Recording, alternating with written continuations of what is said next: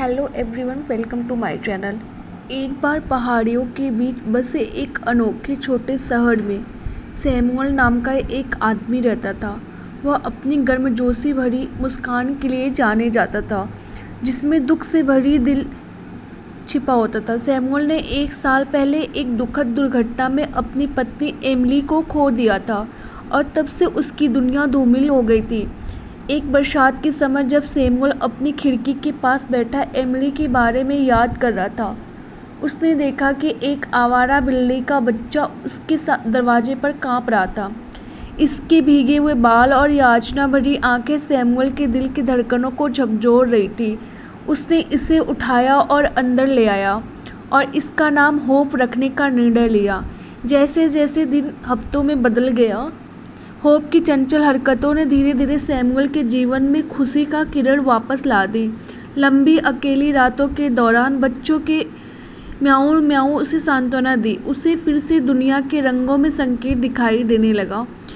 एक धूप भरी सुबह जब सैमुअल और होप टाउन पार्क में टहल रहे थे, उसी समय उसकी मुलाकात सारा से हुई, जो एक दयालु महिला थी जो उनके असंभावित साथी के प्रति आकर्षित थी।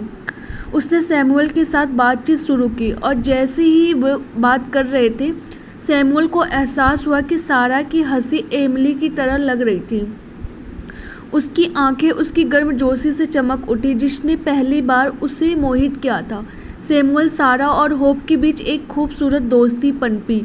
सारा ने सैमुअल को उसके घायल दिल को ठीक करने में मदद की और उन्हें प्यार हो गया, जैसे एमिली चाहती थी।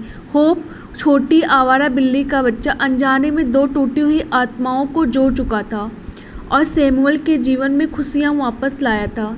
एक शाम सैमुअल उसी पार्क में सारा के पास घुटनों के बल बैठ गया था, जहां वे पहली बार मिले थे, और उसने फुसफुसाकर वे शब्द कहे जो उसने सोचा था कि वह फिर कभी नहीं कहेगा। क्या तुम मुझसे शादी करोगी? हाँ कहते ही सारा की आंखों में खुशी के आंसू छलक पड़े।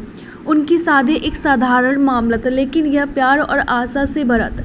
जैसे ही सैमुअल और सारा ने प्रतिज्ञाएं ली, आकाश में एक इंद्रधनुष दिखा, जो उनके द्वारा एक दूसरे से किए गए वादे और प्रेम की उपचार शक्ति का प्रतीक था। इसके बाद के वर्षों में सैमुअल, सारा और होप ने प्यार, हंसी और अनगिनत यादगार यादों से भरा एक परिवार बनाया।